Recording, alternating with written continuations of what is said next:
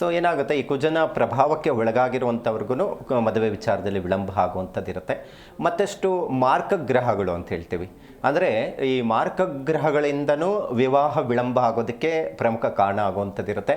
ಅದರಲ್ಲಿ ಪ್ರಮುಖವಾಗಿರುವಂಥದ್ದು ಅಂತ ಹೇಳಿದ್ರೆ ಒಂದಿಷ್ಟು ಲಗ್ನಗಳು ನಾವು ಪರಿಶೀಲನೆ ಮಾಡಲಿಕ್ಕಿರುತ್ತೆ. ಒಂದು ಲಗ್ನದ ವಿಚಾರದಲ್ಲಿ ಹೇಳ್ತೀನಿ ನೋಡಿ. ಈ ಕನ್ಯಾ ಲಗ್ನದಲ್ಲಿ ನಿಮ್ಮದು ರಾಶಿ ಯಾವುದೇ ಇರಬಹುದು. ಕನ್ಯಾ ಲಗ್ನದಲ್ಲಿ ನೀವೇನಾದರೂ ಹುಟ್ಟಿದ್ದೀರಾ ಅಂತ ಹೇಳಿದ್ರೆ, ಲಗ್ನದಿಂದ 7ನೇ ಮನೆ ಅಂದರೆ ಸಪ್ತಮ ಸ್ಥಾನ ಬಂದು ಲಗ್ನಾಧಿಪತಿ ಬುಧ ಇತ್ತು ಅಂದರೆ ಈ ಬುಧ ಮಾರಕ ಸ್ಥಾನ ಆಗಿರುತ್ತೆ. ಬಾಧಕ ರಾಶಿ ಬಂದು ಮೀನ ರಾಶಿ ಆಗಿರುತ್ತೆ ಈ ಕನ್ಯಾ ಲಗ್ನಕ್ಕೆ. ಸೊ ಈ ಥರ ಕಾಂಬಿನೇಷನ್ಸ್ ಇರುವಂಥವ್ರಿಗೂ ಮದುವೆ ಬಹಳ ಲೇಟ್ ಆಗುವಂಥದ್ದು ಇರುತ್ತೆ.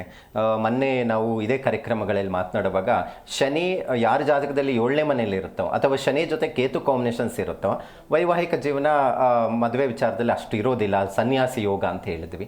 ಸೊ ಈ ಥರದ್ದು ಏನಾದರೂ ಜಾತಕದಲ್ಲಿ ಇತ್ತು ಸನ್ಯಾಸಿ ಯೋಗ ಅಂತ ಹೇಳಿದ್ರೇನು ಅವ್ರಿಗೆ ಮದುವೆನೇ ಆಗಲ್ಲ. ಇವತ್ತು 40 ದಾಟಿದೆ, 50 ಆಗಿದೆ, ಇವತ್ತು ಮದುವೆನೇ ಮಾಡ್ಕೊಂಡಿರೋ ಇರುವಂಥ ವ್ಯಕ್ತಿಗಳು ನಾವು ನೋಡ್ತಾ ಇದ್ದೀವಿ. ಕಾರಣ ಏನಪ್ಪ ಅಂತ ಹೇಳಿದ್ರೆ ಈ ಸನ್ಯಾಸಿ ಯೋಗ ಇರುವಂಥವ್ರಿಗೂ ಮದುವೆ ಆಗೋದೇ ಇಲ್ಲ. ಮತ್ತು ಅವರಂತೂ ಭಾಳ ತಲೆ ಕೆಡಿಸ್ಕೊತಾರೆ ಮದುವೆ ಆಗ್ತಾ ಇಲ್ಲ ಅಂತ. ಅದೇ 7ನೇ ಮನೆ ಬಿಟ್ಟು ಯಾವುದೋ ಪಂಚಮದಲ್ಲೋ ಅಥವಾ ಅಷ್ಟಮದಲ್ಲೋ ಅಥವಾ ವ್ಯಯಸ್ಥಾನದಲ್ಲಿ ಇದೇ ಶನಿ ಮತ್ತು ಕಾಂಬಿನೇಷನ್ಸು ಕೇತು ಇತ್ತು ಅಂದರೆ ಒಂದು 30ರ ಮೇಲೆ ಆಗೋವಂಥದ್ದು ಇರುತ್ತೆ. 30ರೊಳಗಡೆ ಆಗೋದೇ ಇಲ್ಲ ಮದುವೆ. ಆ ಥರ ಪ್ರಾಬ್ಲಮ್ ಆಗೋವಂಥದ್ದೆಲ್ಲ ಇರುತ್ತೆ. ಈ ಥರ ಒಂದಷ್ಟು ಸಮಸ್ಯೆಗಳು ಮದುವೆ ವಿಚಾರದಲ್ಲಿ ವಿಳಂಬಕ್ಕೆ ಕಾರಣ ಅಂತಲೂ ಹೇಳಬಹುದಾಗಿದೆ. ಓಕೆ ಗುರುಗಳೇ, ಇನ್ನು ಶೀಘ್ರ ವಿವಾಹ ಆಗಬೇಕು ಅಂತ ಹೇಳಿ ಸಾಕಷ್ಟು ಜನ ಹೆಣ್ಣು ಮಕ್ಕಳು ಮಂಗಳವಾರ ಹಾಗೆ ಶುಕ್ರವಾರ ದೇವಾಲಯಗಳಿಗೆ ಹೋಗೋದಾಗಿರ್ಬೋದು, ವಿಶೇಷ ಪೂಜೆ ವ್ರತಗಳನ್ನು ಮಾಡ್ತಾರೆ, ಉಪವಾಸಗಳನ್ನು ಮಾಡ್ತಾರೆ.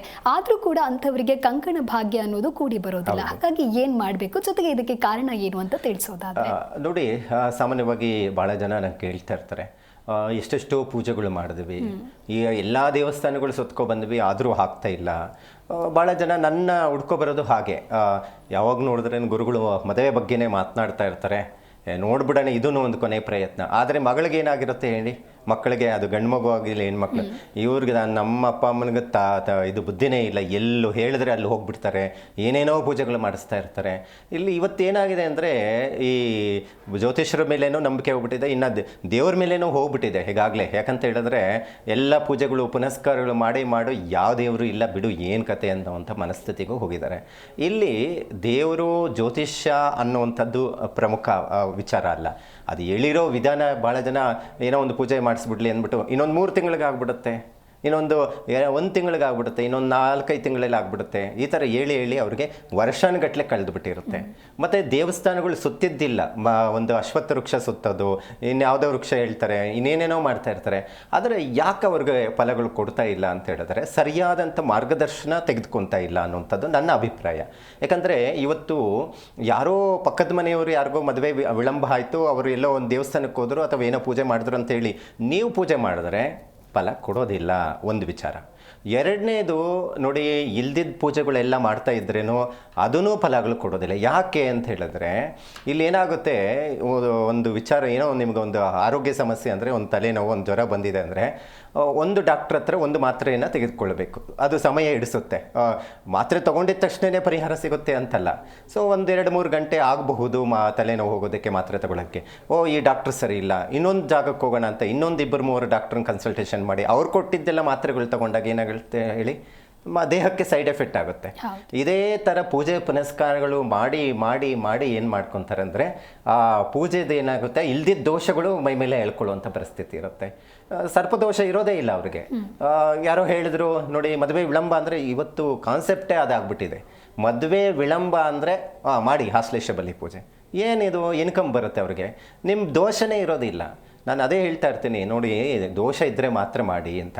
ಹಾಗಾಗಿ ಏನಾದರೂ ಸಮಸ್ಯೆ ಇದೆ ಅಂತ ಹೇಳಿದ್ರೆ ಅದು ಹುಡುಕಬೇಕು. ನಾನು ಮೊದಲಿಗೆ ಬಂದಾಗಲೇ ಜ್ಯೋತಿಷ್ಯ ಹೇಳುವಾಗ ಇವ್ರಿಗೆ ಮದುವೆ ಯೋಗ ಇದೆಯಾ ಅಂತ ನಾವು ನೋಡ್ತೀವಿ ಜಾತಕದಲ್ಲಿ.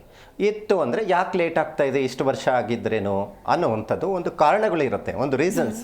ಸೊ ಯಾವ ಕಾಂಬಿನೇಷನ್ಸ್ ಇರುತ್ತೆ.